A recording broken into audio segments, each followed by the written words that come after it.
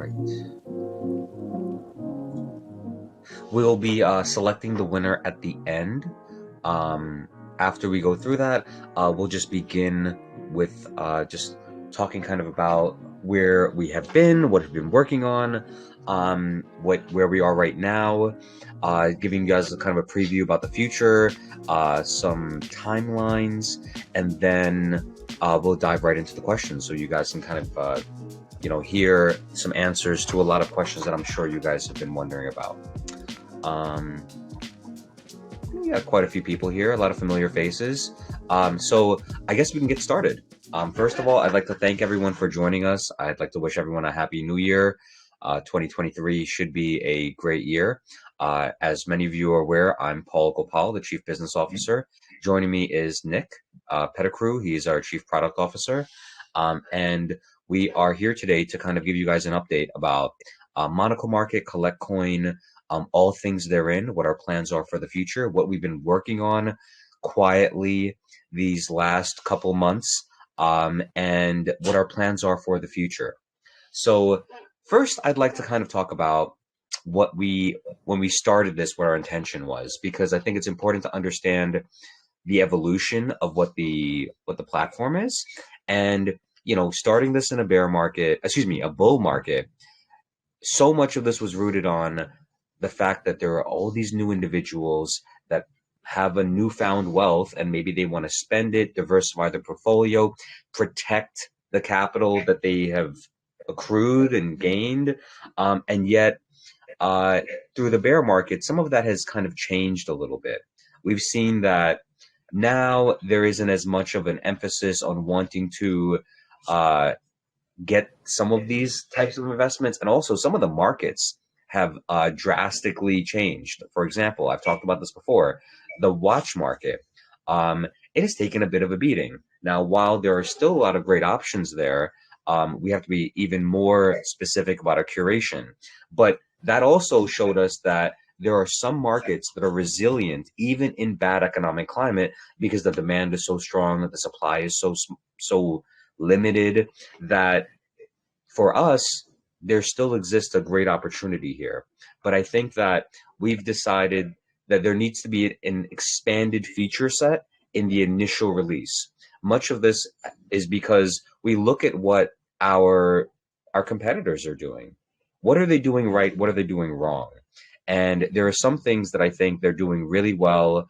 And unfortunately, one of the things I think that oftentimes they're not focusing on as much right now is how do you appeal to the people that are not crypto native, So this is something that we have been working on aggressively, kind of in these last couple months and in the months moving forward.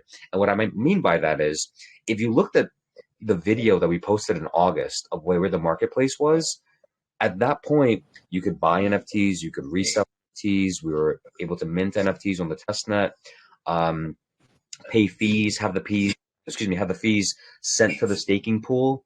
And through that, we saw what the options were in terms of, this initial release.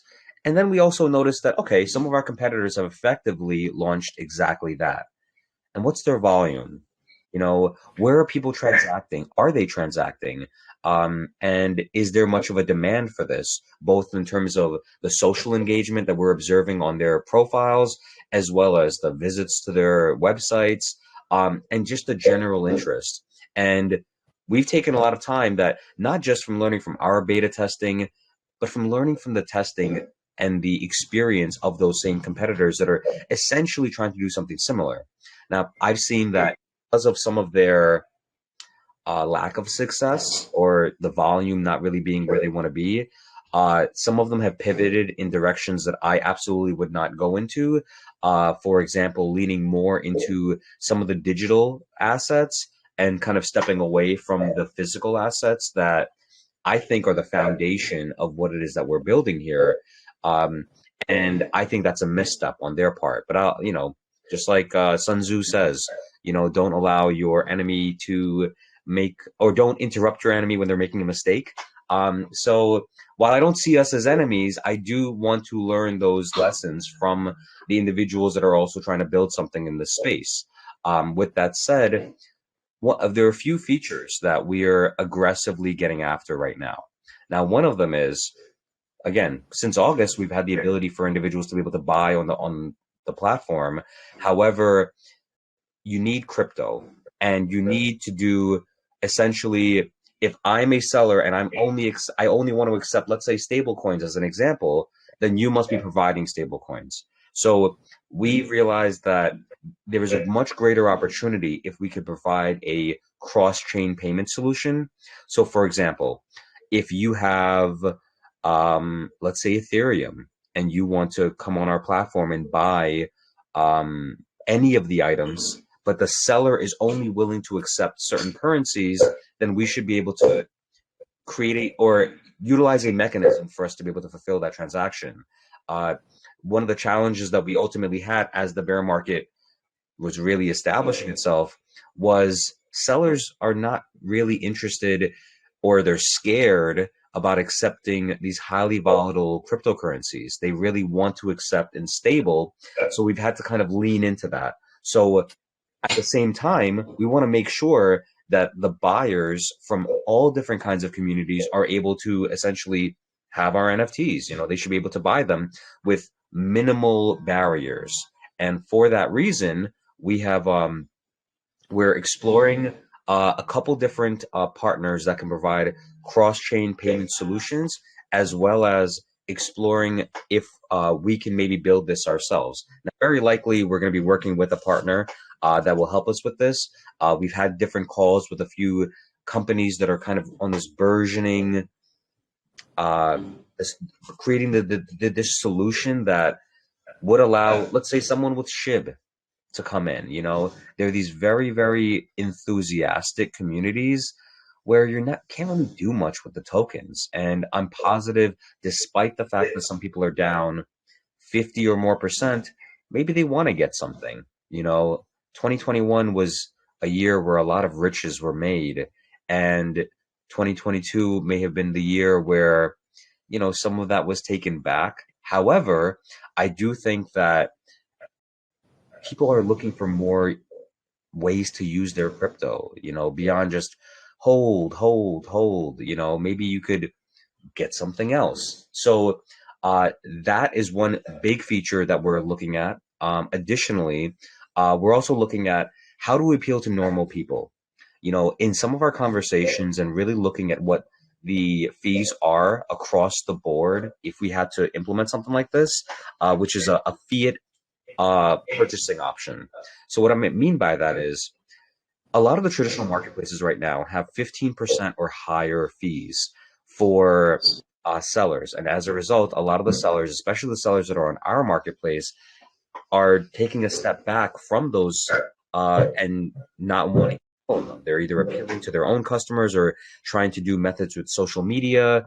And they're looking for new ways to sell things. But the reality is, a lot of customers, let's say handbags as an example, much of these people probably won't have crypto, but they want to buy these things, and that would generate a fee. So why not try to appeal and create a flow where an individual could see what might look like a Shopify uh, kind of flow, where they're just kind of putting their debit card information, their credit card information, they're buying something, they input shipping information, and everything feels very natural to what they're used to. But in actuality, what's really happening in the back end is they're buying crypto. The crypto is swapping with an NFT.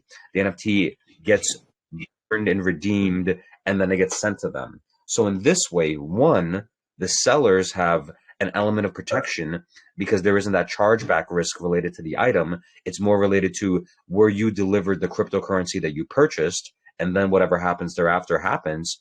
So there's protection there. And us being the central arbiter to make sure that, look, when you say you want to buy this, let's say a Louis Vuitton never full handbag, you're going to get exactly that. It is going to be genuine. It's going to be authentic. It's going to be procured from a trusted seller. So there really shouldn't be any issues. And we'll be able to expand the user base, in terms of our we're able to appeal to for purchasing. So those are two really big features that we're working on right now, that have caused a little bit of delay. You can't hear anything. I hear somebody just said they can't. Can you guys hear me? Can you guys say Yeah, something in the you're chat? good. Paul, you're good. Okay. Okay, good. So yeah, so much of this is us really dialing into what these new features that we feel need to be implemented for our initial, I guess, our public beta, where we're going to be iterating and adding features to it, as well as changing things. We've had, for example, the staking function on our for CollectCoin has been built for a long time, many months at this point.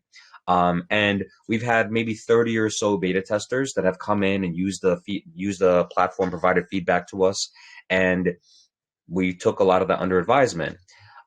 There is a small issue right now where the way that we have it built, it doesn't scale very well. So, for example, if you have, let's say, 2,000 people in the staking pool, the gas gets out of control, and it basically kind of it creates a challenging step in the last part of the purchasing. So we're having to make some changes in terms of how we do the logic of the staking.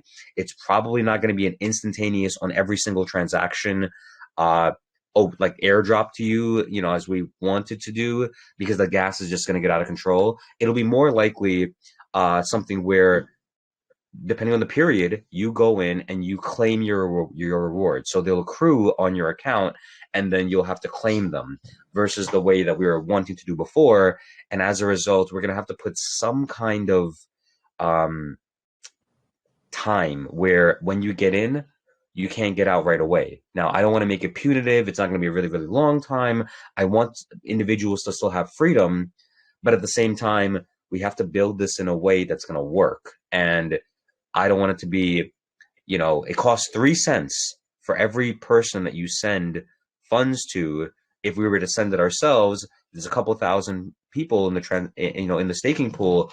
I don't want it costing us, hundreds of dollars, or, over the course of a day, so much money in gas or more, if this really, really scales well. So there are some changes even to some existing functionalities that we're working on right now. In terms of the contracts, we've also expanded our team, brought on some engineers that can kind of help us scale up faster. In the new website that we're going to be launching, you're going to kind of see what that team looks like. We've taken a much greater emphasis on the product and the development of the product, and that's where we're kind of spending our resources at this time. Whereas, like, you'll see maybe on some of the socials, they're not as active as they once were. We're working on that as well. But again, the priority right now is the product, because there is a little bit left to go. And we want to make sure that we're able to really highlight that. Whereas just tweeting things about the industry are nice, but it does require a bit of time when you're doing that and trying to like curate the content and everything. And we are kind of a small team. So with that said, um, I want everyone to know that despite the fact that we have not been in the chat as much, I will definitely make an effort moving forward to try to be here more. But these last couple, especially, December and January, there have been a lot of developments. Some things I can share, some things I cannot. But everything that we're doing right now is about creating greater efficiency in the overall business model, whether it's the website, the things that we do on chain, or even the business processes outside of that. How can we create efficiencies so that we can really scale what it is that we're working on? Um, so I guess, yeah, okay. So I'm seeing some questions in the chat. So with that, I'd like to start answering some of the questions that were asked from our from the submissions, and then I'm going to go into the chat and I'll answer all of those. Our intention is to keep this to an hour, but I'm happy to answer all the questions that you guys have. And at the very least, I know that that's what we owe to you guys. So let me pull up this document right now. There it is. Okay. Here we go. So, First, is this the first question? Okay, first question. For the CLCT staking, is it possible for it to be either time locked or a minimum setup as a pool that pays out per block based on the pool treasury? Basically, like a pig pen on an animal farm. If you are familiar that your project, it works well. The APY varies based on it's what's in its treasury. Also, if it does pay off, it's better to pay in just something other than CLC, as not too many will just dump their tokens and do it in CLCT. You could at least add an auto compound feature. Okay, what this person is asking is actually one of the solutions that we had in mind, where essentially there's a few that we're talking through. So, some of them we're looking at other contracts, other projects, like some of these trading uh, projects where they do a real yield based on transaction fees. How do they do it? What time frames do they use? This person is actually suggesting one of the things that we thought about, which is you just kind of add it back into the individual stakes. And then if you want to withdraw, you can withdraw. And if you withdraw, your share of the overall staking pool gets lower. And if not, it does function as an auto compounding feature. So absolutely, that is one of the considerations that we're having. Right now, we're just trying to figure out how can we do this in a really gas efficient way where the way that we're doing the way that's built right now, the buyer of the NFT is the one that pays this gas, and that's wrong. That we can't have it like that. So it would end up either being us paying to make sure that the values are added correctly onto your staking account, and then you pay the gas to withdraw the funds or add the funds if you'd like. And that's essentially the path that we're going forward. We don't want to make this punitive to anyone that's participating in any of the sales of Monaco Market, let alone the buyers that want to buy.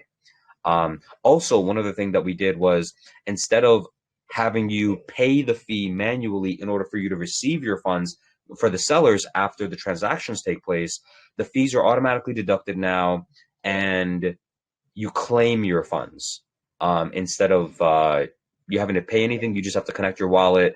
You pay a small amount of gas. I think it was like 9 cents the last time I did it, and then you can withdraw your funds. So that functionality is completed already as well. Let's go to the next question. Okay. Will the launch of Monaco Market app be launched on both iOS and Android? Okay, great question. So initially, this is going to be, well, first of all, we're not making a native app. If you want to access Monaco Market, you'd probably have to use like a MetaMask browser or your web browser. It's probably built the best for desktop, but we're has been very conscientious about the mobile experience, and we expect a lot of people will be visiting from their phones, so that's something that we're very mindful of. But we're not building an application at this time. But the web experience will function really well in your MetaMask browser or any other one of your wallet apps. Any plans to list in after website? Wait, any plans to list in after website update release? I'm not sure what that means. I think they're asking when the website's going to get released. So we are actively working through some of the messaging. So that's another thing that we've kind of evolved. When we started this, it was about trading securely, trading items that have such great value. And while that does not change at all, some of the way that we're going about some of the messaging on the website, especially when it comes to appealing to the normal people, is going to be more geared around the fact that we can do what other people do, but cheaper. We are able to allow buyers to pay less, sellers to yield more, and there's still something available to our community in the terms of the fees that are generated. So that's a big focus of ours, making sure that the transaction fees themselves are very low across the board, whether it's for just trading, whether it's for redeeming. We are talking to a very large provider of storage that is interested in working with us. It has been a little bit of a slow process. We still have a way where we essentially do this all of ourselves. But a provider has approached us with the intention of wanting to take over some of that, especially for some of the really valuable things, as well as help us with insurance. Um, and we're actively talking through what that partnership would look like. Um, how can we do this in a way that provides the most benefit to our community, and you know just work with the right kind of partners, I would say. um, I guess with that, next one. Any plans to attend crypto exhibition this year to showcase the project? Absolutely. So, as you know, many of the people on the team know, I go to a lot of crypto events. As many of you know, I'm in New York City. There was a burgeoning tech scene here in New York. Unfortunately, with what happened to FTX, there are some kind of pullbacks. The bear market, there's more pullbacks, but there's still a lot of events. I mean, there was one last night. No, I'm sorry, Wednesday night. So they're not, two or three a night like they were at one point, but you can still find events. And I'm still very dialed into the general community, and I talk to a lot of engineers in terms of like even like the staking solution. I'm talking to some of those guys to understand, hey, what have you seen? Can you help me look at a contract? Because I'm not a technical person, and then I'll try to get the right kind of things for our technical team because I try to aid them as any way that I can. Nick as well, obviously. We're really all trying to work together the best that we can to find these solutions to move the project forward. So, in terms of the events, I would say there'll be a greater priority as we get closer to like a product that we can actually launch. I've been invited with some of my friends to like ETH Denver and things like that, where you can meet a lot of engineers and you can really sell this. I think it would be maybe a little bit later in the year, as ETH Denver is just in March. But again, as the spring approaches, absolutely. It is our intention as part of our marketing strategy to be at events, have a presence there. More than just myself talking to everyone in the room, but just making sure that people are aware of what Monaco Market is. Maybe sponsoring some events, creating some content around that. These are things that we absolutely want to do. It's just a measure of making sure that it's the right time. Because look, if we spent money, let's say right now, and the product's not ready to launch, you get this interest, and maybe we get some more people following us on Twitter. Maybe you get more people in the Telegram. People are excited, but we still need more time to build. So we're not quite there yet, but absolutely we do intend to do that. Um, Continuing. Can you explain the implications of Monaco Market's NFT ownership for establishing provenance and preventing fraud in the collectibles market? Very good question. I would say, first and foremost, it comes from where are these items sourced? Okay, so oftentimes that's the kind of muddy part. So when we, input the Oracle data, like the genesis of this NFT, we have to include things like where was it, where does it come from, um, and that's why we really curate the sellers themselves so much, is so that from the beginning, you try to take steps to prevent fraud, dealing with the right sellers, doing independent authentications on the items to verify that they are, in fact, what they say they are, asking for, any kind of original documentation related to the item, whether that's an original receipt or some kind of certificate of authenticity. We add those layers so that individuals have a digital record of authenticity as well. Um, the next question was, how does Monaco Market's business model of redistributing fees to CollectCoin holders incentivize community participation and growth of the platform? That's a great question as well. I would say that I've looked at other projects that have done significant volume and have been able to provide a tremendous amount of real yield to their community. And what I find is that money, and it's coming, and you kind of feel secure about where the funds are coming from, you're more likely to be an evangelist to those that you care about. I'll tell you, I never tell anybody about something that seems really, really risky. And I feel like a lot of these APY pools that were going on last year and the year prior, with these crazy rates that ultimately blew up, Well, it's the nature of Ponzi schemes, like they will eventually blow up. And I feel that so much of what we're doing is trying to provide a yield based on something like something of value, a transaction happening. We facilitate the transaction, make it possible, a fee is paid, and we give it part of it to the token holders. So I would like to think that if we can create enough transaction volume and generate enough of a return, that people are going to get excited about it, and they're gonna, maybe they will talk about it to their friends or their tweet to their followers or what have you. But we will also use a lot of that data based on, what we hope to be generous rewards to our marketing and our marketing strategies, whether it be with, print, digital, influencer, social media, whatever, we ultimately decide to do, that will definitely be part of the strategy to really hone in on what the fees are able to give to our community, and what kind of APY does that effectively generate. Um, Next question from the same person. These are actually some pretty good questions.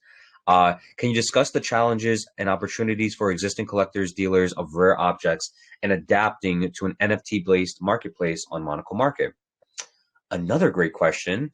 I was actually at a bunch of art exhibits last week, and it feels like traditional art right now has taken a step toward wanting to give NFTs, because a lot of the people that are buying art, especially the traditional art space, it might be people that have just come into some money. Maybe they don't understand art as much. Maybe they got their money through crypto and that's what they're more familiar with.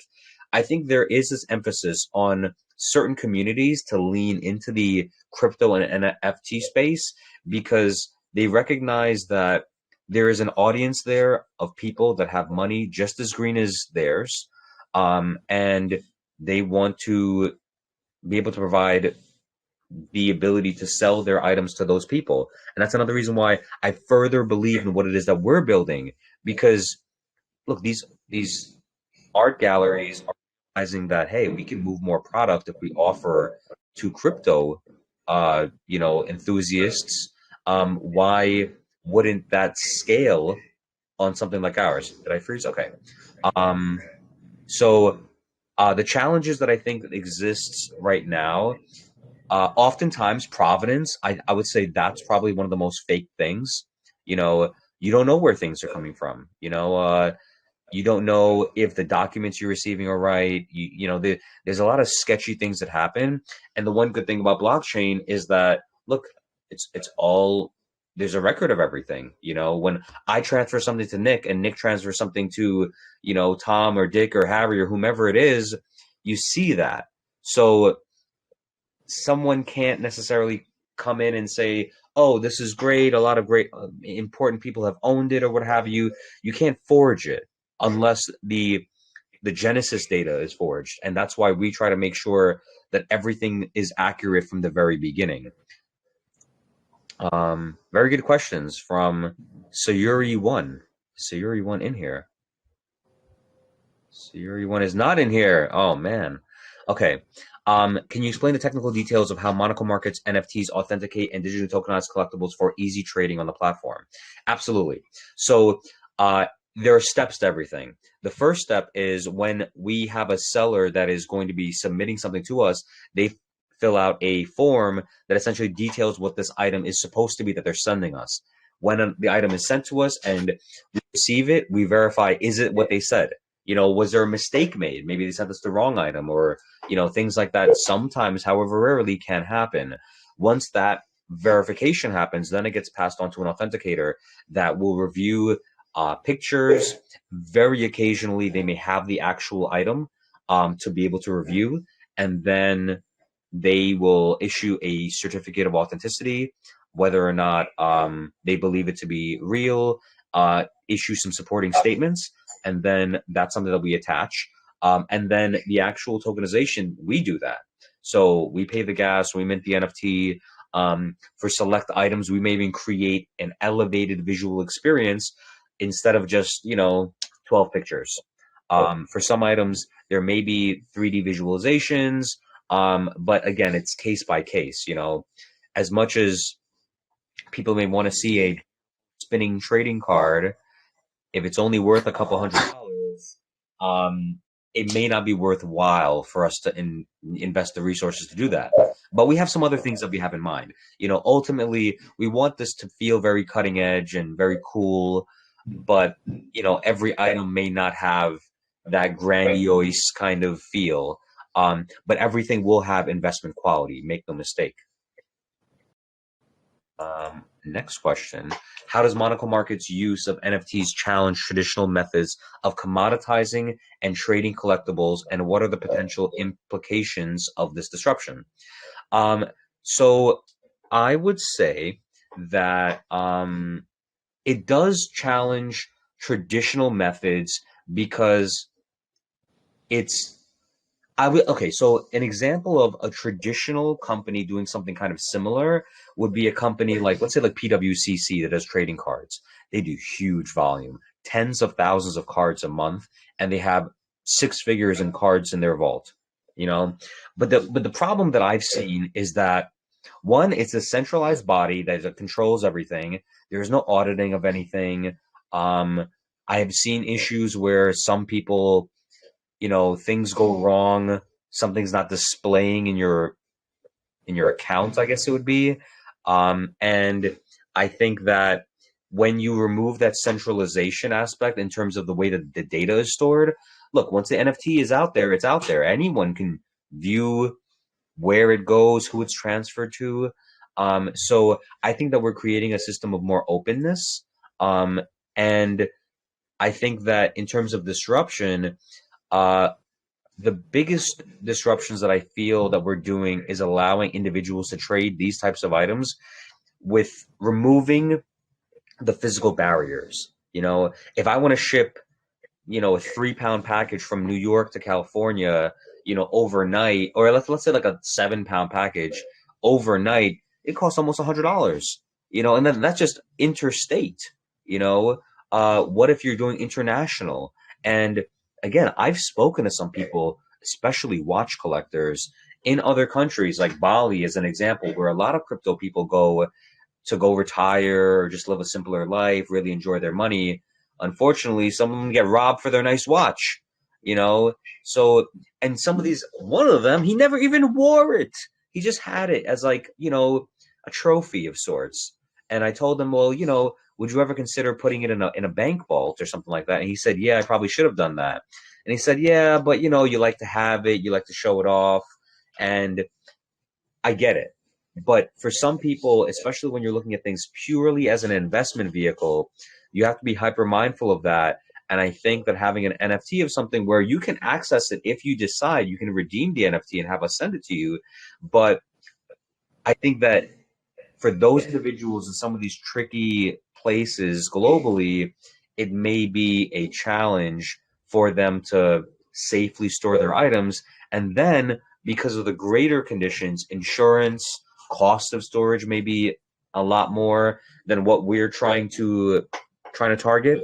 Um, our items themselves, in addition to being vaulted, will be insured for the value of the item. This is it's another interesting thing that we saw. There was another company out of Germany that they were dealing with watches, fractionalizing watches, and unfortunately, their vault got broken into, and about 1,000 watches were stolen. I don't think all of the watches were theirs, but one challenge that existed was, and this is something that, to be honest with you, I had not entirely considered, which is when you have an item enter a vault of sorts and you insure it, you state the insured value at that time. Our items should be going up in value. So it's not unreasonable to say if you vaulted a $10,000 watch at the end of the year, it should be worth 11,000 or more, or let's say whatever it is. But now you extrapolate that over 1,000 watches, it could create a really bad situation if someone was to come in and steal them. So we're going to implement something where perhaps every quarter or just periodically for sure, we're going to be updating the values so that our community is protected in the unlikely event of some catastrophic, you know, disappearance of these items.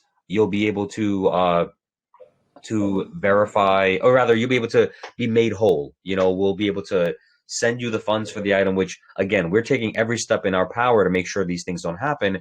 Because the truth is, a lot of these items, are, you know, difficult to replace. Like if it's a piece of memorabilia that's signed by someone that is in some regards one of a kind, the value is one thing, but the ability to replace it is another. So we're just trying to take any steps that we can to protect the community in those unlikely events. Um, and I think that some of the disruptions I see it already with some of the companies, the service providers that are contacting us, wanting to work with us. They see what the future uh, kind of is in terms of tokenization. And I think that with us showing this use case, among others, it will lead and grow the space of tokenization, um, of not just these investment grade collectibles that we're dealing with, but other things as well. Um, this third question: how does Monaco Market its partnership with CollectCoin on the Binance Smart Chain create a secure, low-fee marketplace for buyers and sellers? Well, the simple answer to that is, we're EVM compatible. Very, we are a low-fee marketplace. Minting an NFT is less than $1. It's not like that on a lot of other chains. We have explored the possibility of being on other cheaper chains. Like, for example, Polygon is a great example where there's a lot of interest in the chain. There's a lot of projects that are being minted there. Even among like kind of normal companies, they're leaning into it. I saw that Robinhood has a beta where there's 10,000 people, I want to say, that can buy USDC on Robinhood. So we're hyper aware of what is going on in the industry and where a lot of the normal people are going to be coming in from, and trying to build with that in mind. So, as much as we're on the Binance Smart Chain right now, we are absolutely looking at what kind of cross chain options are there. How can we do interoperability between chains? Like, as an example, in the beginning, it'll have to be only, let's say, EVM tokens. So like you'd have to have a wallet that could hold our NFT, even if you're buying from another token. But we're not going to be wormholing, at least initially, NFTs so that your Solana wallet can have the NFT that we've made. Some of these complexities are outside the scope of our initial release, but we're mindful of them, and we're hoping that really good solutions can be made that we can implement. But again, when you start adding more and more and more features, it's just going to result in when launch. When are you guys going to launch? And we want to launch, soon, but we also want to launch something that is really meaningful and will actually have volume. Now, here's a question for Nick. How does Monaco Market's website design reflect the company's brand and mission, and how does it make it easy for users to navigate and access information? Yeah, that's a loaded question. Just to kind of step back a little bit, as Paul's been explaining with some of the additional features we're working on, which is in part why we're taking a little bit longer to launch, that's a part of the story that we're making sure we dial in correctly. So as a part of the launch, we want to make sure that we're highlighting what are the most important features that are going to resonate to the community, to our customers, etc. As far as the brand and the mission, I really do believe the way it's going to be designed and visualized will be very clear and concise. Part of it also is making sure that we provide enough information that makes it really clear on what we're doing. Accessibility, making sure that people feel like it's an easy application that people can participate in, that it's not hard, that there's actual kind of utility to the application, that we want people to really be inspired and motivated to do this. And I think in the design that will be reflected. I really do believe that. A part of the initial launch of the website, we will over time build and add to it. So I think you guys will see, additional strips, additional aspects of our features explained and articulated. So we're probably not going to have the fully robust initial launch that we would like, but it's definitely leap years better than what you guys are currently seeing if you go to our website right now. Oh yeah. The overall tone of the design, I think, is kind of more spirited and kind of more bright and warmer and more exciting. And I think I really do believe it'll resonate to everybody. So hopefully that kind of answers that question some as we get closer. And just to kind of give you more specifics on the timeline, we're actively right now trying to essentially finish it up. Most of the development is complete, if not probably 95% of it is. We're really just trying to kind of tune in and dial in on the remaining copy and some of the technicalities, making sure that it's accessible on mobile, all of these things, so that way everybody can really be proud of what we're launching. So Absolutely. And what we initially launch is likely we're going to be adding to it. So much of this has been like we had kind of one message that we had in mind, and then you kind of focus group some of this stuff. You share with crypto people, non-crypto people, kind of getting a sense about it. Because especially since we're going to be targeting non-crypto native people, does this resonate? Is this something that you would want to use? Those are the kinds of things that we're trying to really dial in on, because we want to make sure that this initial release is good. We could have probably launched something and then changed it, but I think that you have one chance to make this like grand opening, and we'd like for it to be something meaningful, for sure. And I think that what we have in mind, again, we have some great partners that we're dealing with. I think that we'll have something different than, the 2 or 3 competitors that I aggressively keep an eye on. So, but that's a great question. The next one was, how does Monaco Market and CollectCoin plan to foster a sense of community and collaboration among our investors by providing them with opportunities for direct communication, feedback with the team, such as virtual meetups? So this is something that I think about a lot, especially when I see the community is a little bit unhappy. My mentality is like, all right, we need to, instead of trying to just play some PR game and do something that would kind of like lift the spirits, we need to be delivering real things, so that those things often motivate me just to work more, as opposed to getting in the chat and like, trying to talk to people about that. But I'll be better about that. I mean, one thing that we could do is try to have more regular, a little bit shorter discussions with the community, where we talk through kind of some things that are going on, share maybe smaller updates that we're doing.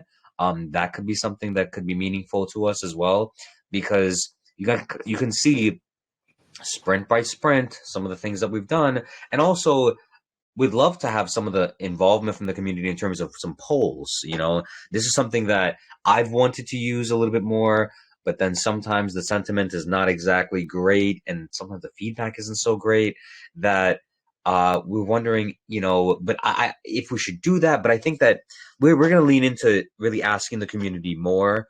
Some of the things that we've been doing deliberately, kind of in stealth, because as I've mentioned many times, we do have some kind of competitors that I have seen pivot a couple times, because, they launched something that worked, and there wasn't a lot of volume, or there isn't a lot of trading, or they just don't have anything like that cool. I'd the like to items think, themselves, right? yeah, absolutely. I think that our The lack emphasis, of curation. yeah, I think that we want to have items that you guys actually want. We want to do a good job in the storytelling, so you kind of get an idea of like, well, why do I want this handbag as a man? Why do I want, this trading card as someone that's never even, like, for example, a magic card?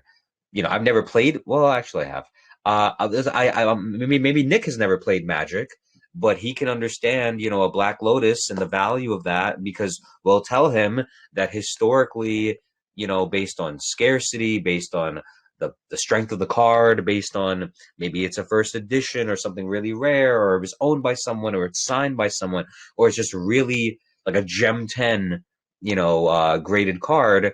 there are these elements about it that we can articulate, and people will understand that, hey, this is more than what it seems. And that's not to say that, every card is great, but this one, the ones that we're offering are.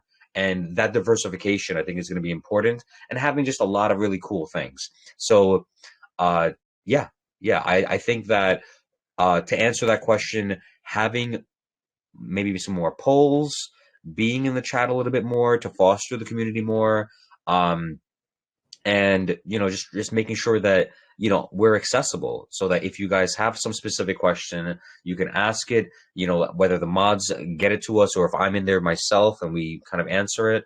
And just the same, we might lean on you guys for some suggestions or some input related to some of the functionality that we're building, because if you guys don't like it, then and you're our community, then I don't have a good feeling about the rest of the world. So you'll definitely be the first people that will see what we're building, how we're building it, and have an input. So we'll work on some initiatives to directly involve the community more. So it's definitely something that we want to do, because this is the strength of the project, is the people. Next question from this person is, how does Monaco Market plan to incentivize the mainstream adoption of NFTs in the luxury goods market and educate consumers on the benefits of owning a digital representation of the asset? Great question. So I would say so much of that is around data and kind of illustrating that data. Um, One of the things that I have in my mind that I want us to build, that's kind of on the back burner for now. It's not even on the roadmap, but it's something that we have in mind, is like an oracle for prices for a lot of these things. You know, there are companies like StockX, as an example, that have done a great job at just aggregating sales that are happening across multiple marketplaces for the same item, and they're able to provide historical data, so you see over a year or over 30 sales where this item is going. And there's some items that go up, and there's some items that trickle down, they bleed out, but we want to be able to show that data.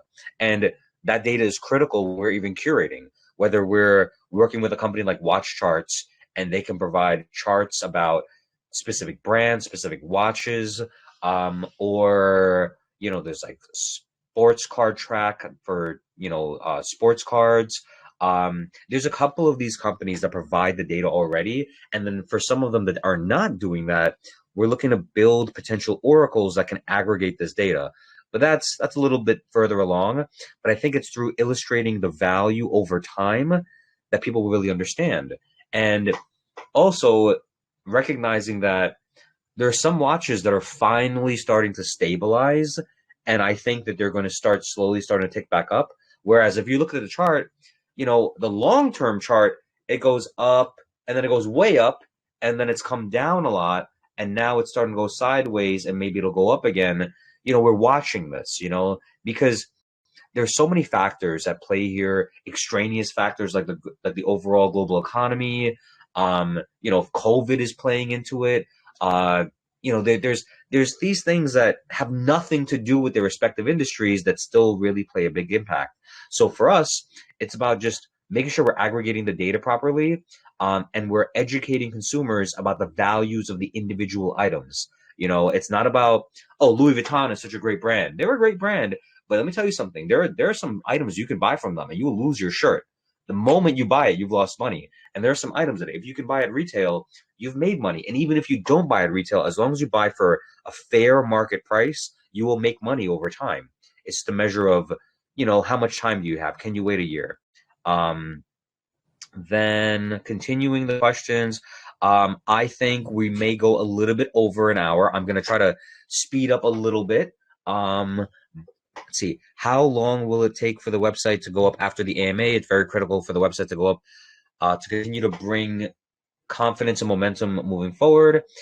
Even if there are some updates or fixes that are needed for the website, it can be done after the website is up, because it's continued improvement and maintenance anyway. That is great point. Yep. I would say, we will give you guys some more information about the initial release. It's not that much longer, because again, like as Nick mentioned, much of it is built. we just have to really dial in on some of the messaging, and especially since we're actively kind of changing a little bit of it as of like this week, or like last week. So we're still working out some of the copy and kind of how some of it is. And then whatever we launch initially, I want you guys to understand that we will be adding different modules and things to the website. So what you see right now, it's more of like an explanation about what it is that we're doing. It's a resource to provide people to understand how it all works. But we're going to be adding things in like the value proposition about the respective items and things like that. So there's still more things that we're adding to kind of supplement what we're initially releasing. So what you see right away, while it is different, very different than our current site and looks cool and it functions really nicely, there will be more and more content that's added to it to really explain so much about what Monaco Market is.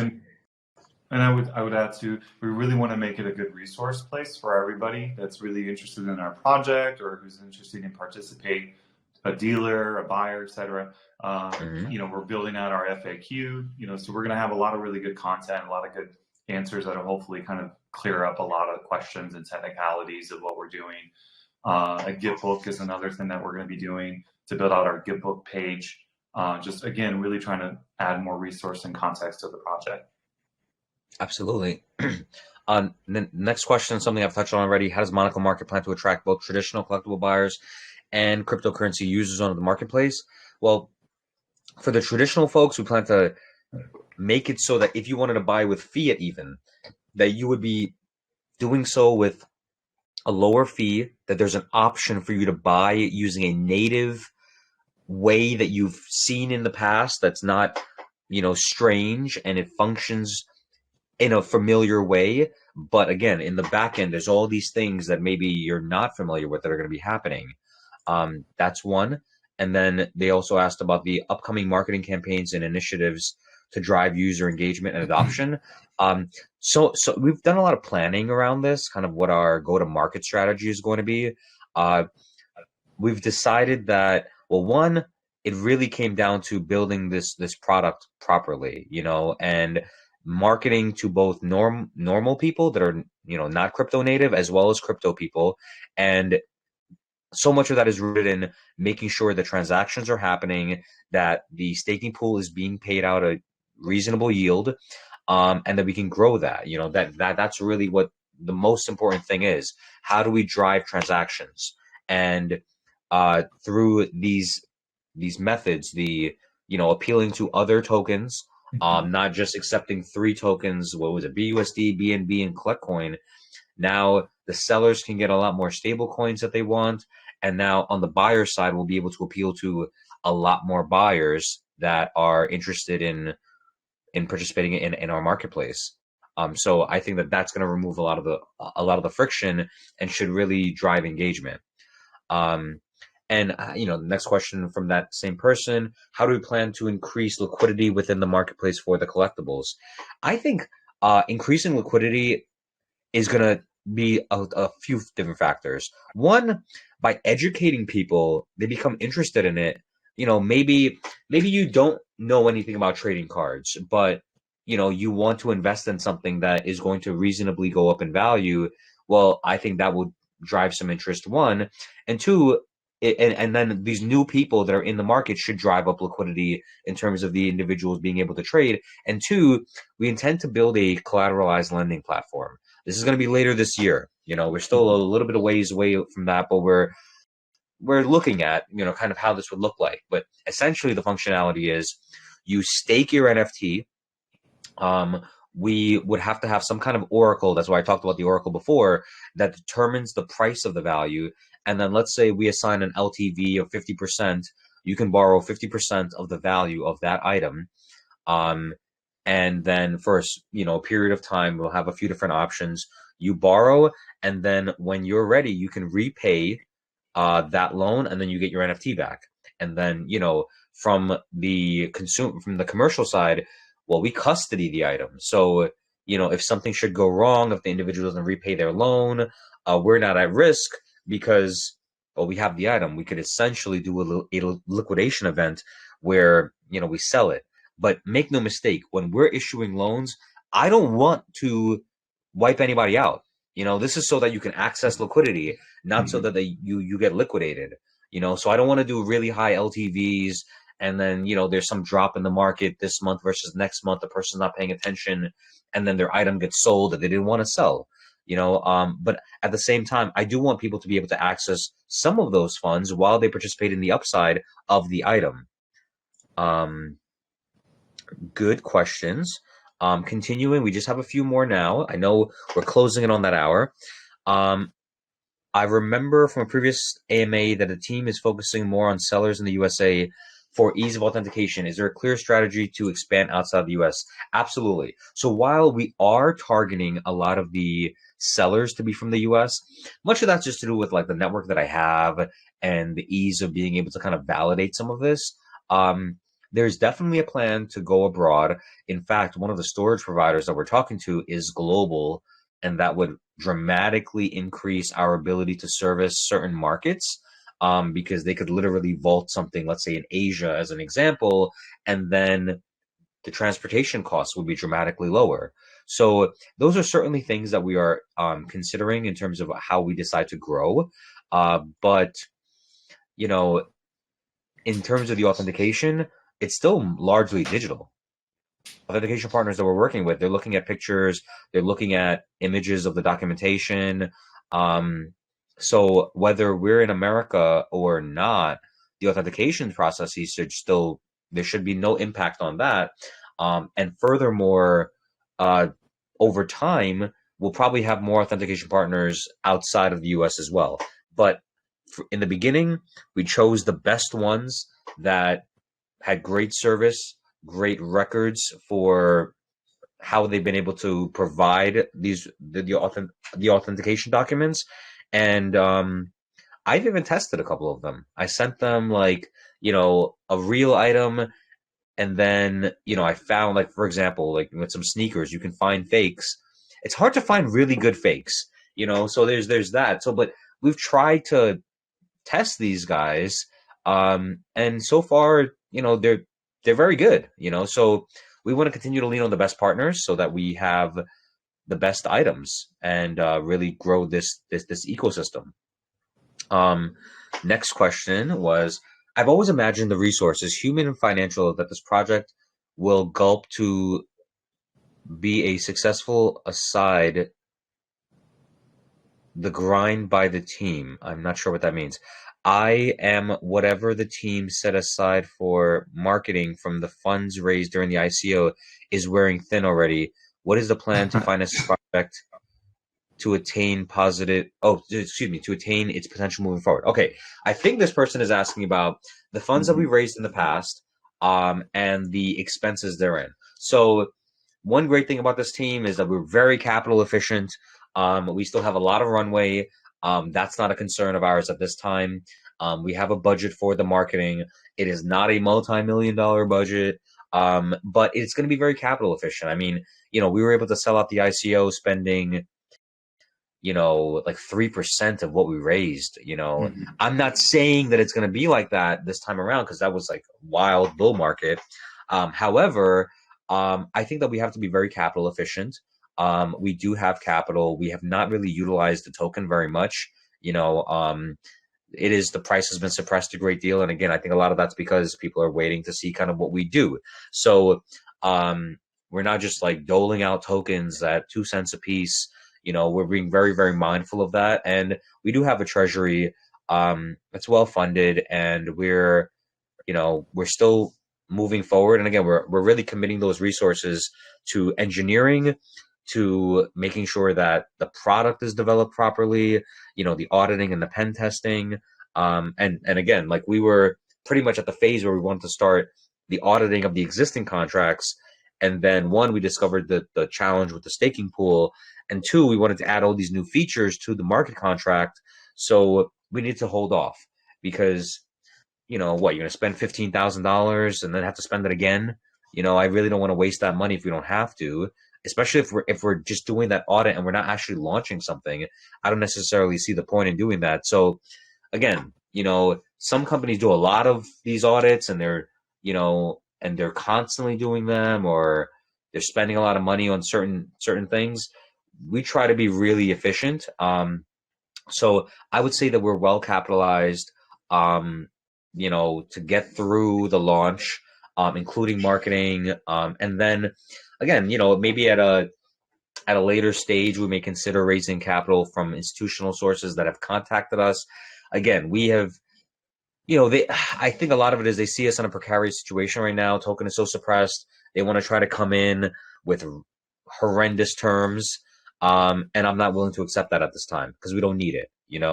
That money doesn't really change anything for us at this time.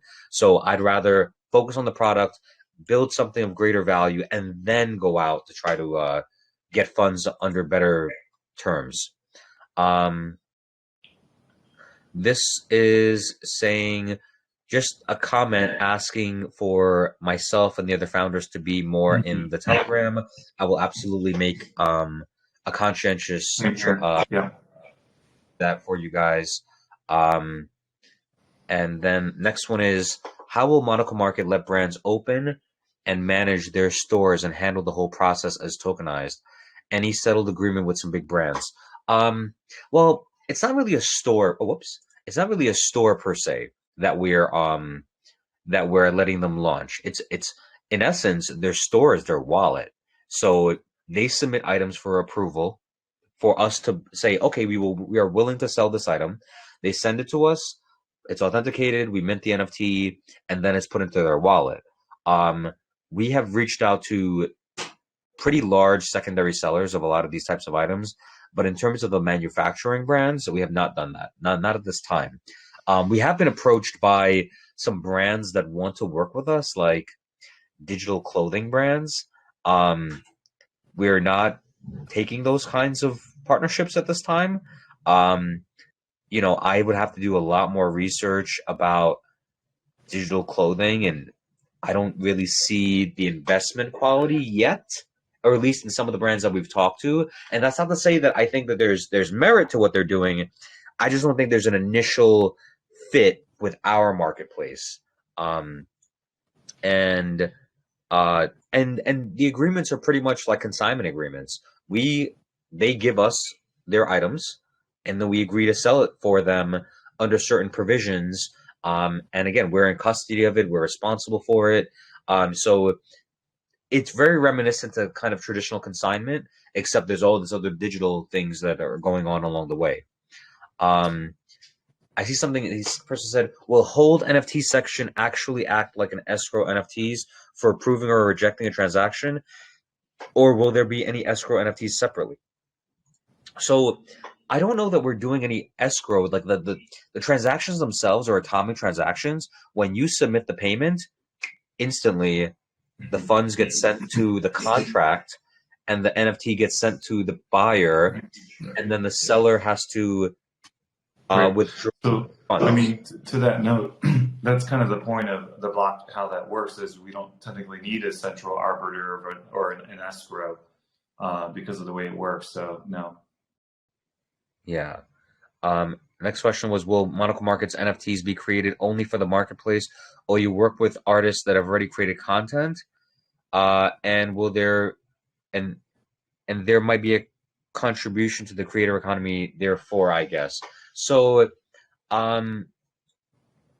initially, these are all brand new. We're not taking, let's just say somebody tokenized let's say a trading card, and it's on OpenSea right now. I don't think that we would allow that person to sell on Monaco Market, at least not in the beginning. One, do you really have the card? Where's the card? You'd have to send us the card. I'd have to verify that this card is the card that you say that it is. When an item is listed on Monaco Market, we're guaranteeing that item, okay? And when it's someone else is minting it, just like there's another marketplace out there that I don't even consider a competitor of ours that lets anybody mint anything and make it available for sale. And I think that there's a lot of potential for fraud to happen. Being a victim of this many times in my career, I can already see how these guys are going to do it. So I wouldn't do that. In the beginning, it has to be only items that we have vaulted, that we have guaranteed, we have authenticated, and we have verified ourselves. But I would love to potentially work with some of those artists or those individuals, if their items meet the bill for Monaco Market, and we can, maybe take in some of their items and do that verification process and mint an NFT for them. But in the beginning, we have to be part of the minting process. Um, and okay, that is the last question from the submissions online. Now I'm going to go into the chat. I know there are a lot of questions. I saw them. Okay. So I have my idea already for so far one of the better, really thoughtful individuals. I'm actually just gonna check real quick if that person is he is not in the chat. Man, some people ask such great questions and they're not in the chat. Okay, so now let's look at our chat questions. Um, how does Monaco Market's combination of NFT technology and real-world collectibles create a new market opportunity for investors to diversify their portfolios with a more stable assets? How? I think that it's the curation. We are curating items that have established value, that you could look at historical data based on prices and the values that they are going up or trending up. That's not to say that, look, some of these items might have taken a hit, and by the time that we list it, maybe they are trending back up. There were a lot of items that the watch market, oh my God, there are some whole collections that guys curated for us that we had to like say no to and go back to. So I think one, it simplifies the ability for you to trade these things. It makes a secure way for you to procure these things, because we verify them for you and you just have to buy the NFT and redeem it. And I think that through education, we'll be able to explain to individuals that don't understand the value of these items that there is a great deal of value here. And you can, people are mortgaging their houses to get 20% out of Anchor Protocol. I think people would be willing to buy collectibles that have good liquidity. And, you can get a 10% return potentially or more. Look, there are some handbags you look at 40% the first year, but then it drops off. I mean, I've seen this. I've seen this time and again. Even in my own collection, I'm not in any rush to sell anything because they're so rare. They don't make them anymore. If you buy the right things, you just sit and you wait. You can actually just hold. Next question. How does Monaco Market's use of NFT technology revolutionize the market for collectible goods by providing a new level of transparency and security for ownership? Well, the blockchain is open. Everybody knows who owns what. So if you see an NFT on the marketplace, there'll be a link to view it on BSC Scan. So you'll know who's owned it, what they paid for it. That's another thing that I think that people need to be aware of. If an item is, let's say you don't know about something and you see it for sale for $10,000, and you're seeing what people have paid before, I think it's important that we recognize when something is being over speculated. When something goes from, like, for example, I've seen some NFTs go from 1 ETH to 4 ETH to 12 ETH to 30 ETH in like 2 days. You know, I think when things like that happen, you're playing hot potato and somebody's going to get hurt. So our items, you see a longer time horizon. That's a big part of this. You have to be willing to wait, because some watches, maybe they'll go up $20 in a day, down $20 in a day. But if you're looking for, but that might be representative of a fraction of a percentage. If you want real gains, it's going to take a longer period of time. So I think by educating the community and, providing resources so that you can kind of see the ownership and not hide anything, that we're not trying to hide anything here. And yes, there is a recording of this. We will be posting it on YouTube after. It might take about a day for us just to add a couple graphics and things of that nature. I hope everyone is hearing me okay. So we have been approached by several exchanges. I have even met with some of the listing coordinators, so it's not like some random internet scam. I've met these people at events that were sponsored by, Bitfinex, L Bank, Wobie, a bunch of exchanges that have expressed interest in kind of what we're doing. Um, some of them want us to launch the marketplace first. Some of them like what we're doing now. But unfortunately, I genuinely think that that might have to wait until after we launch at least the public beta, because these terms, while they've gotten better during the bear market, it's still a bit rich. And if we're generating real volume, in people trading CollectCoin on the marketplace, then they're gonna want to list the token, for a much lower um, fee, which is what I'm trying to get to. Again, that's why we're so capital efficient. I know projects that before they launch, they're launching onto two centralized exchanges, paying 25 and 30 grand a piece. And I've also spoken to some of the founders of projects like that, and they've expressed to me that sometimes it's worth it and sometimes it's not. You know, uh, Unless they're really assisting you with marketing and the market conditions are good, it may not be a good spend of so much money. So we're conscientious about what being on a centralized exchange can open doors for us, but only if it makes sense. And we don't want to just spend money frivolously. Um, how do the unique features of Monaco markets, such as the partnership with CollectCoin and focus on investment grade assets, differentiate it from other NFT marketplaces? So, one, the fact that we do deal with like these real world assets. So much of the digital assets, when they're built by these communities, unfortunately, the values can be so unpredictable. But the collectibles that we're dealing with generally, there's large population sizes, there's brands that have been around for decades, 100 years or more. um, there are a lot of qualifiers that kind of help to prop up the item from just falling through the floor. There will not be any items that you're losing 90% in a week. Some of these watches you could have lost 25% this last year. So that's also something to be mindful of because of greater market conditions. But I do think a lot of those items are going to rally. It's just, again, looking at the trends, some things got over speculated and being mindful of that in our curation process. So, we'll differentiate ourselves by one, our real items, the curation of those items, the curation of the sellers, and then again, the ability for us to the fact that we do have a native token that we're able to utilize, offering things such as like token rewards when we launch the marketplace so that, people are incentivized to trade, and the fees will be very, very minimal in the beginning. And then, as time goes by, scale back some of those token incentives to really dial in on the items themselves. Um, and continuing. Can you explain the process of authenticating and digitally tokenizing the collectibles on Monaco Market and the implications for the traditional markets for collectibles? Absolutely.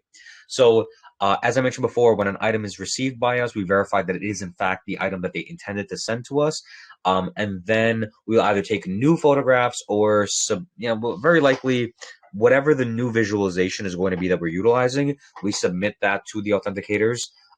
So, as I mentioned before, whether it's sneakers and handbags, watches, trading cards, or even the art space. We have authenticators for all of these items.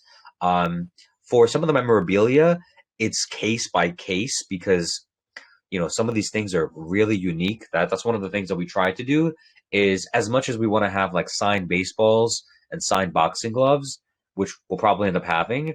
We want to have some really special things, some one of a kind things as well that may command a greater price, but may attract more eyes. So it's one about accessibility in terms of people being able to afford these things, but also something special to drive traffic. Um, I think there will be implications in the greater collectibles industry where they'll see that including an NFT may help to drive sales. And I think other traditional marketplaces may start to lean into this a little bit, or at least take interest in this. And I think that it will add liquidity to the respective space. Like I look at what happened with sneakers. When I was a young man, sneakers were very much a hobbyist kind of thing. Not a lot of people were really into collecting. And then you look at the sneaker industry today, you look at the speculation that happens. You look at the amount of liquidity that has been added.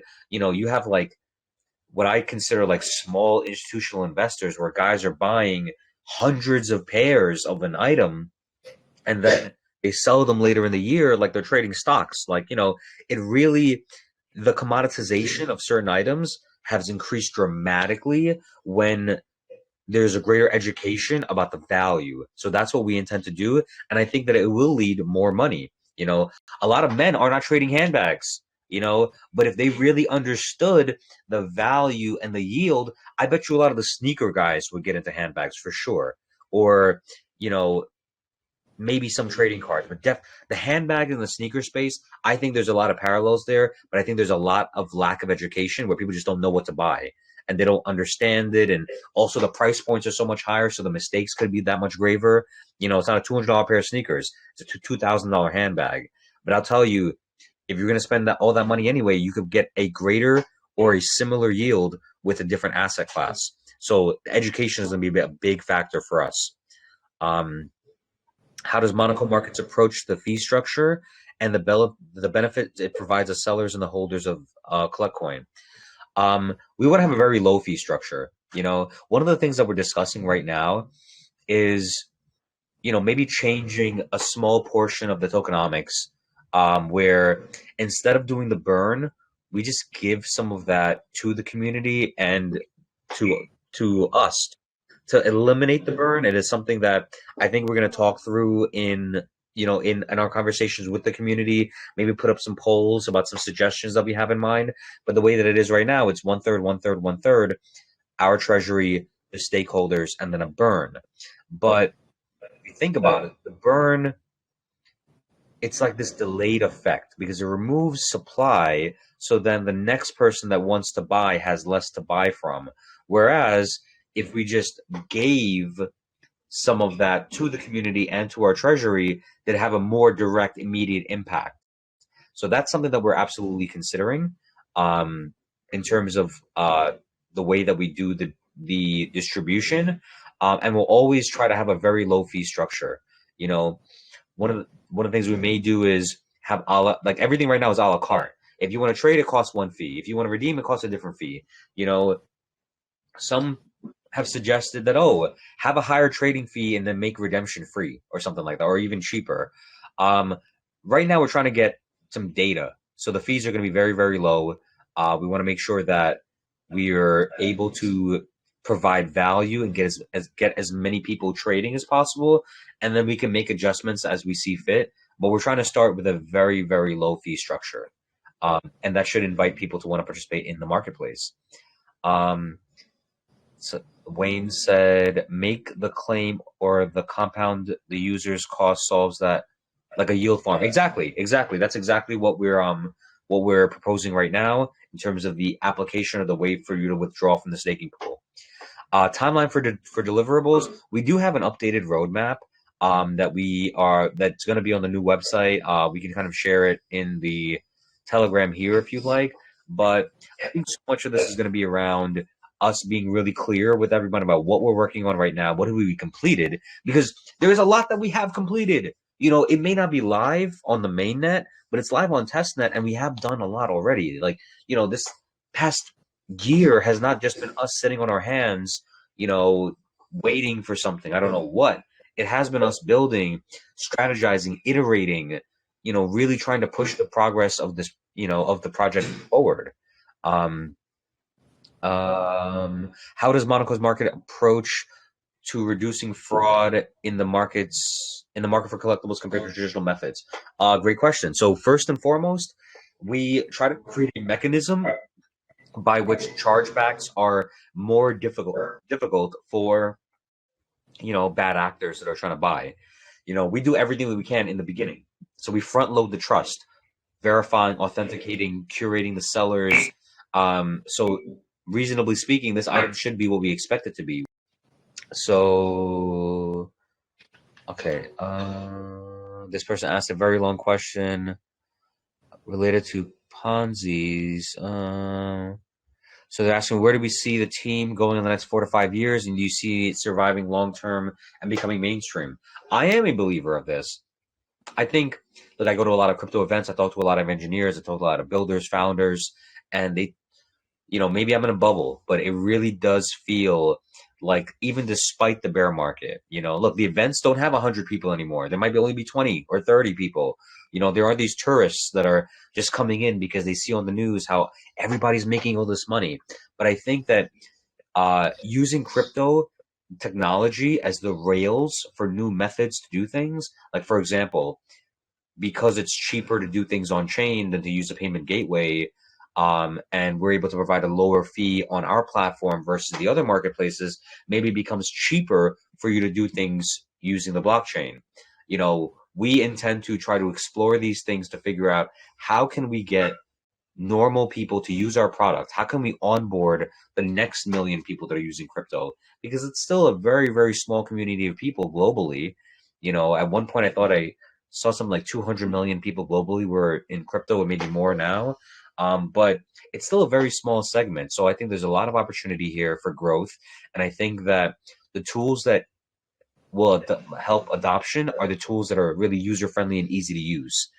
So that's what we're trying to build, and that's another reason why there's been a slight pivot in terms of how we're building and what we're building. But 4 or 5 years, my God, that's a long time. um, I could speculate on a couple years, what we plan to build, um, and also some of the conversations that I've had with like traditional finance people that like certain elements of our build of our what we're building. The collateralized lending feature. That is a very, very big industry where the rates are out of control. So if we're able to essentially execute this cheaper on our end operationally, then we don't have to charge as high interest rates, and we're still going to make a significant amount of money for us, as well as the individuals providing value so they can access the liquidity, or allow individuals to participate in the pool where they offer some of the, let's say it's a stable coin pool, and they can experience a benefit from that. So next question: how does Monaco Market's participation with CollectCoin and its focus on Binance Smart Chain impact the usability and accessibility for the platform for its users? A very good question. This is one of the reasons why we've started to explore this cross-chain functionality, is because in the US, it's not as easy to access certain Binance tokens. You can't get it on Coinbase. You'd have to go to another exchange. And Binance.us, I don't know how many people are actually using it. But I think that it's a great chain. It's fast. It's cheap. And with cross-chain interoperability, I think we remove a lot of those barriers, and we're able to kind of just dial in on the benefits that being on this chain offer, and we're able to uh, provide value. So, and my hope is that Binance will lean more into regulation over time, although it may not, and then there will be greater accessibility. Regardless, we're not married to any chain. We are just want to create the best product that we can. And we're on the Binance Smart Chain now. We've been on the Binance Smart Chain since the beginning. And if something should change or something is better and we can actually port over there in a reasonable amount of time, then I would love to do that. But until then, this is where we are. How many people are on the team? Great question. So what do we have? We have 3 founders. We have 4 engineers. Our marketing support staff is 1, 2, 3. Our cybersecurity specialist, 1. Julia is our brand ambassador. So I don't know. That's like over 10. So there's quite a few people. Everybody We have has some additional sort of help around our legal advisors, other advisors, yeah. etc. Hmm?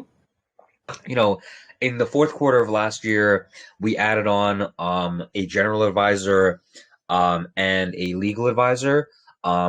We have started to look at other municipalities to maybe move to. There was a concern that we're in the BVI and they would grow especially concerned given what has happened in the Bahamas. And they may rain down some regulation that may be inhospitable. So we have considered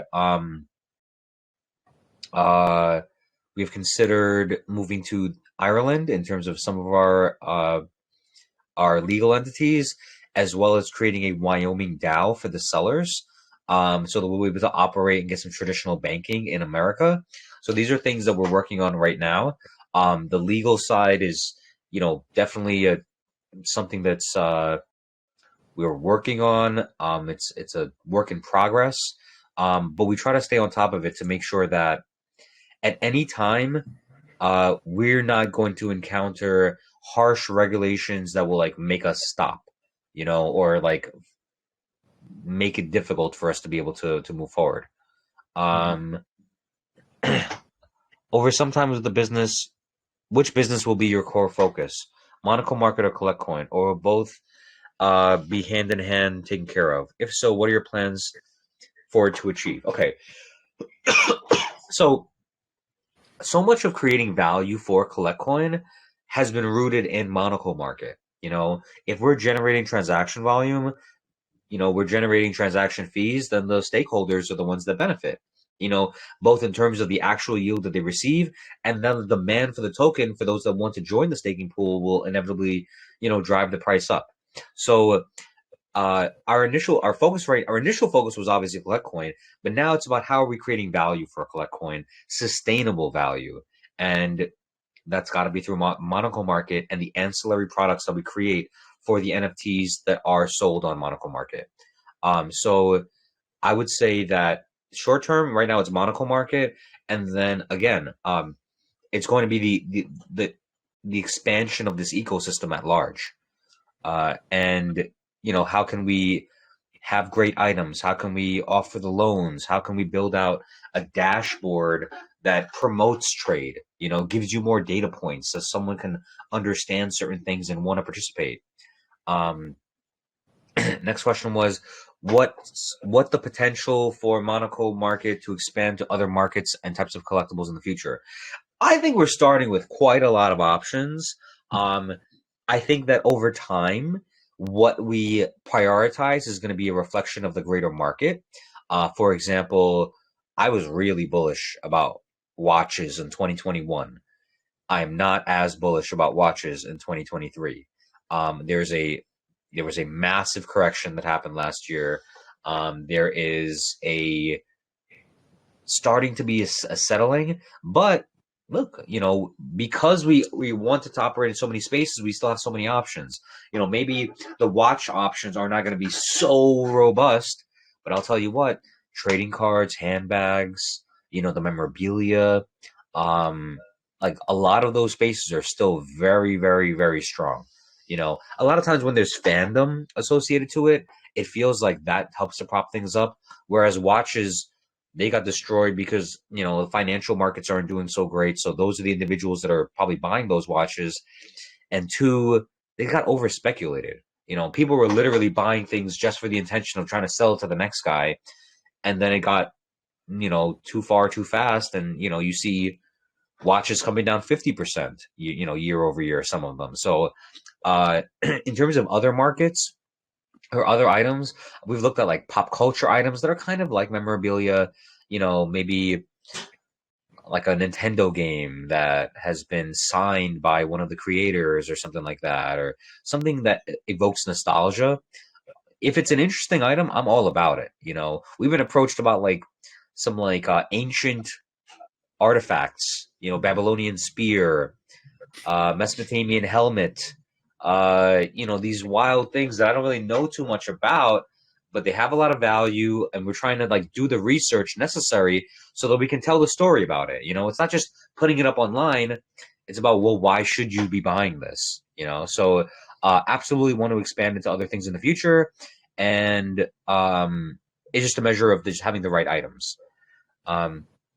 How can individuals' interest in starting a career in the collectibles market leverage the opportunities provided by Monaco Market? That's a great question. So honestly, I think that if you want to be a seller in the collectibles market, you need to be looking for opportunities to procure and sell any way you can. Okay. So for someone like myself, I never sold anything on a couple marketplaces, but I listed a lot of stuff there. Why? It's so that I would be discoverable, so that people can find me, and maybe they'll find my Instagram, and maybe I don't have to pay the 20% fee and I can give them a better deal. That's another reason why we have such a low fee structure, so that it doesn't benefit the sellers to try to go around the marketplace. They're gonna have to engage into a higher risk transaction. The item's already vaulted with us, so let's say they wanted to do another sale somewhere else. Fine, you save 1.5% fee, but now the person can maybe defraud you. You make it so that it just doesn't make any sense for them to do it a different way, because you're providing so much value. So again, if you're a new seller, it's a great opportunity potentially for you to procure items. And again, you can buy things and resell them. You can contact us, tell us about yourself. Maybe we would invite you to be a seller on the marketplace. But initially, it's just the really well-established sellers. Those are the ones that we're targeting because it gives everyone a greater sense of security. Okay, Wayne, he asked if we could potentially add a feature where someone can sell a car. Oh, he's talking about trading. That would be super cool. Okay, what you are describing, I've had this in my mind, but we're still a little bit ways away. So what Wayne is talking about is, let's just say you have a tokenized watch that's worth $10,000, and someone's got a few different pieces of memorabilia. Maybe you can arrange a trade. I would love to do that. Oh my God, that gets me. I don't know how you would do the fees and all this stuff. We'd have to figure it out, obviously. But yes, bartering. I think that we should create a system. I think that might come after there's some kind of pricing oracle, so we can establish values and maybe screening trades, making sure that it's fair and what have you. That's a really, really great idea. I would love to do something like that, where we can escrow, you stake your NFT or you deposit your NFT into this. The other person does the same. They do a swap. I think that's really cool. Very good question. Any plans to add lending? Yes, absolutely. Absolutely. That is definitely our plan. We're looking at maybe Q3 to have something that we can actually launch. We'd like to say by sometime in the next quarter, we'll have like an MVP of something, or just kind of something that we can internally start working on the test net. But again, we're work in progress, but absolutely, that is a very big part of what we're doing. Then, okay, Mark did a summary. Fine. Okay, last question. Do you have a launch date now for the website of the marketplace? So, marketplace, realistically, will provide you guys with some updates. I'm thinking toward later in Q1, the beginning of Q2. It really depends on after we've implemented everything and we start doing the auditing. The auditing should be fast, actually. So in terms of dates, I would like to say that we're going to provide you guys with an update about the new website within the coming week to give you guys a greater sense of when we'll have it ready to go. Again, this is going to be like a V1 of our new website. There will be more modules and things added in. And also, we welcome feedback about the website. If you guys have certain things that you think we should be adding, certain things that we're not talking about, certain things that maybe the messaging isn't clear, we want that kind of feedback. Because inevitably, the big push is going to be when the marketplace is ready. That's when that site needs to be really polished. And again, that's not to say that we're not going to continue to iterate. Okay, Sairam, familiar face. Sairam, brother, how you doing? Sairam? Can you hear me? Yes, I can. I'm doing great, Paul. How are you guys doing? Doing great. I hope we've been able to provide a big download of information about everything that's been going on. Yes. So, Paul, when you're saying that there will be some new website update, I'm really confused between what this website update is going to be and how is it different from the actual marketplace launch. Good question. So what this website is, it's like the marketing website. So think like when you go to Pancakeswap, there's that first site that launches that kind of gives you some information about what they're doing. And it's essentially a marketing site that explains what Monaco Market is. Whereas when you go to the marketplace itself, there's some information about things, but there's also there's a carousel where you can click on like learn more and it'll take you back to the marketing site where there's a lot of information about the process. So I would say that the main difference is to tell the story about what Monaco Market is and what we're doing and provide like informational resources. Also, there's the look and the feel is dramatically different. It's not so dark. It's very light and feels very modern. And Nick can comment more about that stuff. But again, it's really to explain in greater detail what is Monaco Market. You don't trade on that site. You press a button and it launches the application. But the new marketing site is just to explain about Monaco Market and provide this new branding as well. Got it, got it. And Paul, like whenever anyone asks about when launch, you talk about the audits and the technical side of things and all. But like, how are things like vendor onboarding and authenticators onboarding and all the entire backend process? How are Sure. they coming along? So initially we're gonna do a more like a white glove service, I would say, for a lot of these guys. In perfect world, as an example, our backend, I would like for the authenticators to be able to connect their wallets. They go into the backend, they're given the privilege to review and authenticate. In the beginning, with some of the authenticators, they may be able to do that. However, it's more than likely going to be us doing a manual process with them. But they're aware of what we're doing. We've created a system with the authenticators. And the sellers, it's just about, they want to know, well, when are we launching, much like everybody else? And they want to know, like, well, for us to curate an item then. Because, as an example, I go back to watches. The watches that those sellers were curating in December of 2021 are not the watches they were doing in December of 2022. I've been a victim of this. I bought some watches in December of 2021. So I Yeah. can totally understand. Depending on which ones you got, if you just keep holding, I promise you, like some of them, it's gonna take a long time to get back to those levels. I'm gonna tell you that straight up. But I think as the markets improve, as the stock market goes up, a lot of traditional finance guys, that's what they do. I mean, I'm a victim of it myself. You close a big deal and you want a little trophy, something. Guys buy watches, Okay. All right. So with that said, let's choose the winner. I know it's almost 2 hours. Oh my God. Okay. All right. Choosing the winner. Okay. So,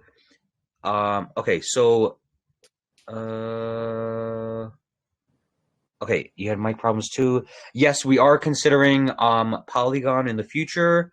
I'm looking at Cosmos. It's something really, really niche. I don't really know too much about it in terms of our application yet. But with all of that said, oh, absolutely. I would definitely like to do some more competitions. We can maybe strategize some of those for the future. Maybe do one in Telegram. We were trying to get more people into Discord. But with all of that said, I believe the winner of our contest that is present here. Let me just make sure. Wait, where'd he go? Did he leave? Man, this is what I do. People leave. Oh, there he is. Okay, so I think the best question of people that are here today was from Wayne. Wayne Green. I think you asked a really interesting, very original question revolving the trading of the NFTs. I really thought that was interesting. Honorable mention goes to Sayuri1. I would have chose him. He asked some 3 great questions in the submission form. And Wayne, I will DM you to get your wallet to issue you the prize. And again, I'd like to thank everyone for joining us here today. This will be on YouTube, hopefully edited a little bit. And again, we will have more updates for everyone shortly.